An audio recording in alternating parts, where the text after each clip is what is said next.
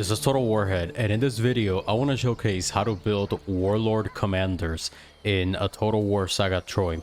So Warlords are some very interesting and fun generals to build, and how I would like to classify Warlord Warmongers is heavily offensive stat boosting or AI defensive statistical reducing ability hero, so he can really boost up your own unit's offensive stats and also decrease an enemy's defensive stats in a battle. Wow, that was a much simpler way of saying what I just said. Okay, good job, brain.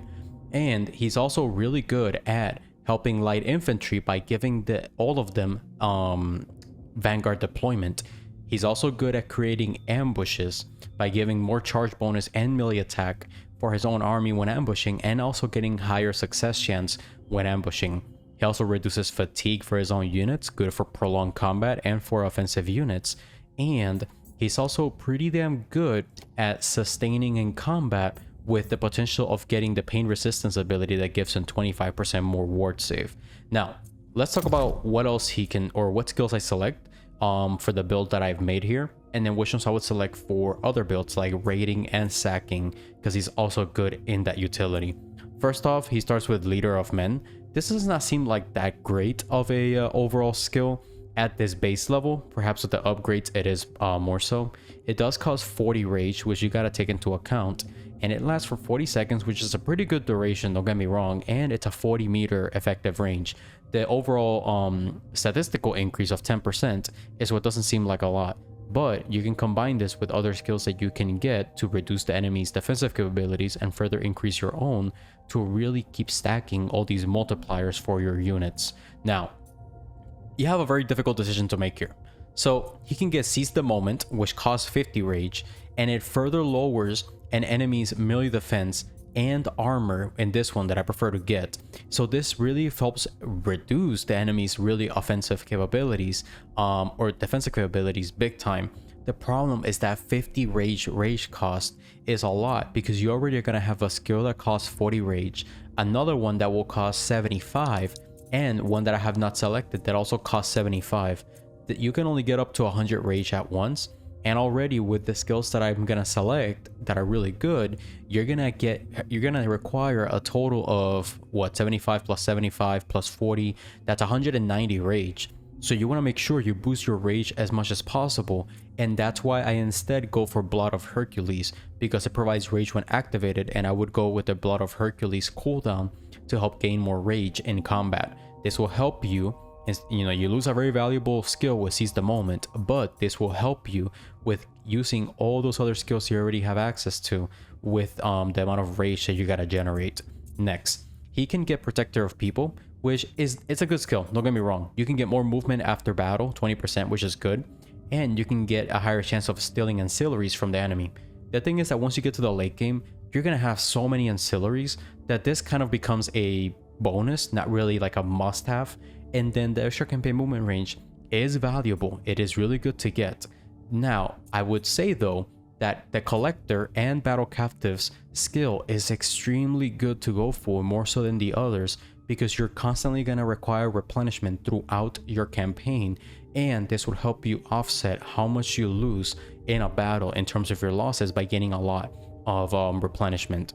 Now, the Collector influence is also very valuable, because you always want to get above 60% influence, and some places that you acquire start at 0%. But I do believe that getting more Battle Captives is better, so you can keep moving faster throughout the campaign map.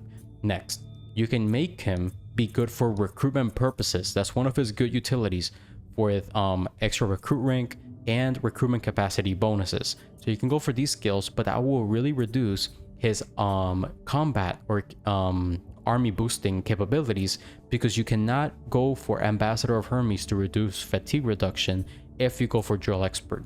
So build him correspondingly for one of these two functions when you decide to build him. I like to go for Ambassador of Hermes, and just like the Defender, I think, companion video, I think that was the one, you can decide to go for the starting cap upgrade, so all your units always start fresh, and you go for the skill that helps with raiding, which is somewhere around here. Yeah, this one. It helps increase how much you gain from raiding, so you can combine Disciplinarian with Starting Cap to start the battles fresh, not winded, and you're always in a raid stance. But I don't really play into raid stance that much, so I prefer to get double fatigue reduction for my units, so their statistics are in a very good state for longer periods of time in a battle, especially in siege battles where every single statistical drop can be very influential and not in your favor if it's, you know, dropping in your side if you're attacking. Oh my god, what a mouthful. So aside from that, armor by Hephaestus will increase his defensive capabilities, but given he has to spend so much rage in his abilities, I prefer to go for Bloodthirst so then I can gain more rage in combat and outside of combat.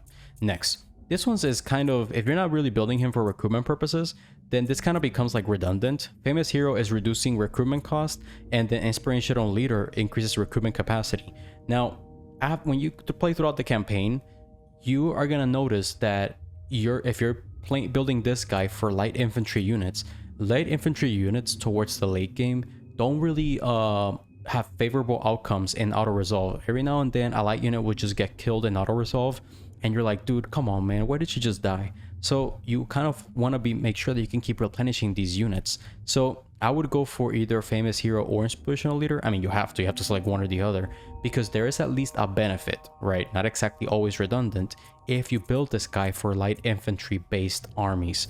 So yeah, take this into account. Next, I want him to become really good at offensive capabilities for units. So I go for Prayer to Ares to help further boost up the melee attack of units, and I go for the extra melee attack bonus during sieges. If you do build an army with a ton of sword units, then the other upgrade is more worthwhile. Next, I don't really rate that much, so I don't go for the Disciplinarian. Instead, I can go for the Spoiler to help increase my sacking capabilities and raising. I believe, in my opinion, the only time that you should really be raising is if you don't want to push to a certain part of the map in the early game.